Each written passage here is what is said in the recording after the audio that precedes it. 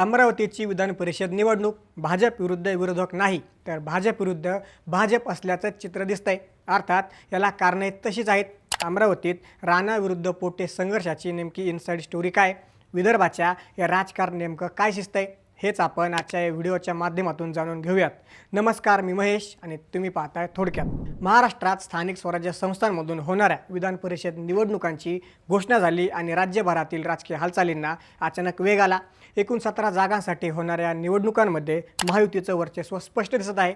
बहुतांश ठिकाणी भाजप, शिवसेना आणि अजित पवार गटाची ताकद इतकी मजबूत आहे की विरोधकांना फारशी संधी दिसत नाही। पण या सगळ्या चित्रात एक मतदारसंघ असा आहे जिथे निवडणूक फक्त आकड्यांवर ठरणार नाही तर अहंकार, जुने हिशोब, स्थानिक गटबाजी आणि कोण कुणाला संपवणार या राजकीय प्रश्नांवर ठरणार आहे। आणि तो मतदारसंघ म्हणजे अमरावती। अमरावती विधान परिषद निवडणूक सध्या राज्यातील सर्वात चर्चेची निवडणूक बनत चालली आहे, कारण इथे लढाई फक्त भाजप विरुद्ध काँग्रेस अशी नाही। इथे संघर्ष आहे भाजपमधील 2 पॉवर सेंटरमध्ये।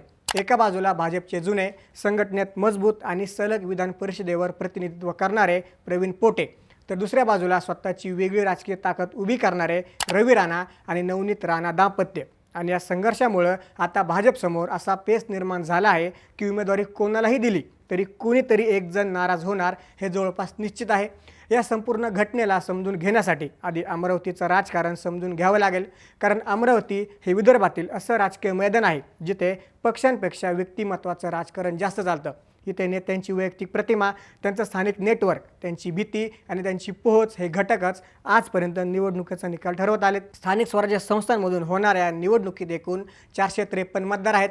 आकड्यांमध्ये पाहिलं तर भाजपकडे 152, शिवसेनेकडे 20, अजित पवार गटाकडे 32 मतं आहेत।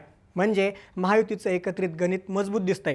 पण अमरावतीचं राजकारण कधीच सरळ गणितावर चाललेलं नाही, कारण इथे मित्रपक्ष नाराज झाला की संपूर्ण समीकरण उलटू शकतं। आणि इथेच रवी राणा यांच्या युवा स्वाभिमानी पक्षाची एंट्री महत्त्वाची ठरते। युवा स्वाभिमानी पक्षाकडे तब्बल 26 मतं आहेत। विधान परिषद निवडणुकीसारख्या निवडणुकीत ही 26 मतं म्हणजे किंगमेकर ठरू शकतात। म्हणूनच भाजपला राणा गटाला पूर्णपणे नाराज करणं परवडणार नाही। रवी राणा यांचं राजकारण समजून घेतलं तर त्यांची शैली पारंपरिक भाजप किंवा काँग्रेस नेत्यांसारखी नाही। ते नेहमीच बंडखोर शैलीत राजकारण करत आलेत। स्वतःची वेगळी भूमिका, आक्रमक आंदोलनं, थेट भिडण्याची शैली आणि सतत चर्चेत राहण्याची क्षमता, यामुळे त्यांनी अमरावतीत स्वतःचा वेगळा मतदार वर्ग तयार केला। नवनीत राणा यांच्या लोकसभा विजयानं तर हा प्रभाव आणखी वाढला। 2019मध्ये नवनीत राणा यांनी अमरावती लोकसभा मतदारसंघ जिंकला आणि त्यानंतर राणा दाम्पत्य हे विदर्भात एक स्वतंत्र पॉवर सेंटर म्हणून पाहिलं जाऊ लागलं। पण राजकारणात एकाच शहरात 2 पॉवर सेंटर तयार झाले की संघर्ष अटळ असतो। महाराष्ट्राचंच काय तर देशाचं राजकीय इतिहास हेच सांगतो। अमरावतीत भाजपमध्ये आधीपासूनच प्रवीण पोटे यांचा प्रभाव होता।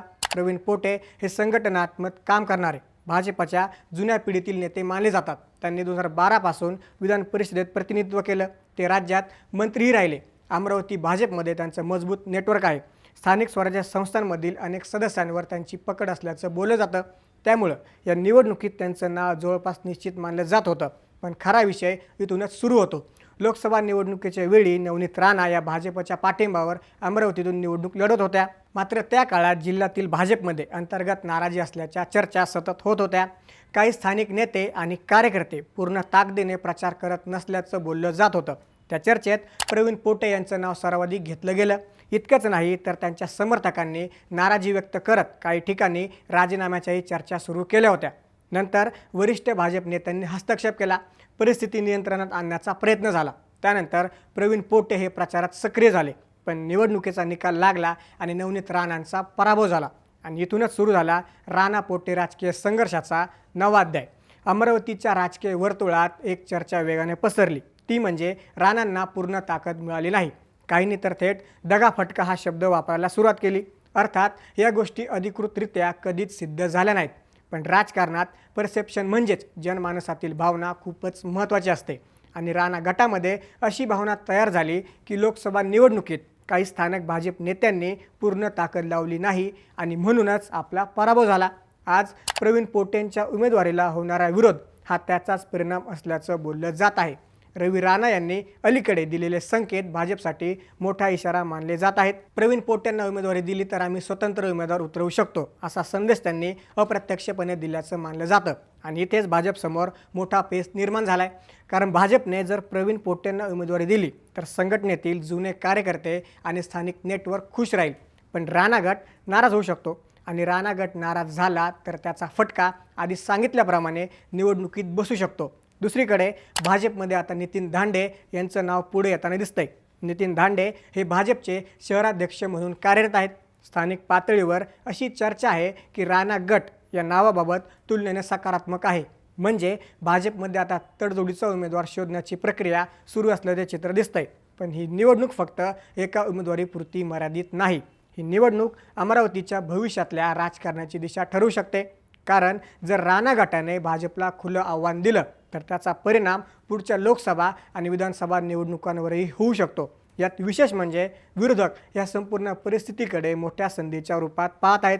काँग्रेसकडे 119 मतं आहेत, त्याशिवाय उबाठा, शरद पवार गट, प्रहार, MIM, वंचित आणि अपक्ष अशी मतांची ताकद विरोधी बाजूकडे आहे। जर महायुतीमध्ये अंतर्गत बंड झालं आणि काही मतं फुटली तर अमरावतीत निवडणूक पूर्णपणे अटीतटीची होऊ शकते। आणखी एक महत्त्वाचा मुद्दा म्हणजे बच्चू कडूंचा प्रहार पक्ष। प्रहारकडे 21 मतं आहेत। बच्चू कडू आणि राणा गट यांचे संबंध कधी जवळचे तर कधी तणावपूर्ण राहिले आहेत, त्यामुळे त्यांची भूमिका देखील निर्णायक ठरू शकते। म्हणजेच अमरावतीत सध्या प्रत्येक मताचं महत्त्व आहे।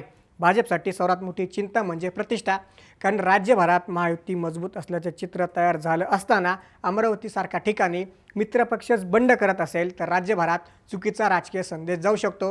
विशेषतः विरोधकांना त्यामुळे एक नॅरेटिव्ह मिळू शकतं की महायुतीमध्ये सर्व काही आलबेल नाही आणि म्हणूनच दिल्लीपासून मुंबईपर्यंत भाजपचे वरिष्ठ नेते ही परिस्थिती अतिशय काळजीपूर्वक हाताळताना दिसत आहेत। पण अमरावतीच्या राजकारणाचा इतिहास पाहिला तर इथे शेवटच्या क्षणापर्यंत काहीही होऊ शकतं। इथे अनेकदा आकड्यांपेक्षा वैयक्तिक संबंध महत्त्वाचे ठरले आहेत। काही वेळा मित्र अचानक विरोधक झालेत तर काही वेळा कट्टर विरोधक एकत्र आले।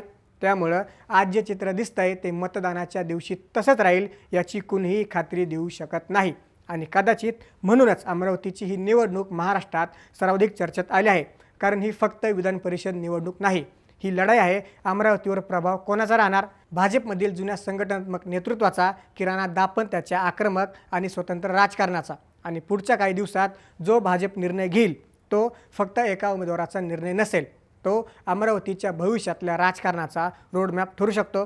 या सर्व घडामोडींबद्दल आणि अमरावतीच्या एकंदर राजकीय घडामोडींवर तुमचं मत काय हे कमेंट करून आम्हाला नक्की सांगा। तशाच राजकीय घडामोडी जाणून घेण्यासाठी थोडक्यातला नक्की सबस्क्राईब करा।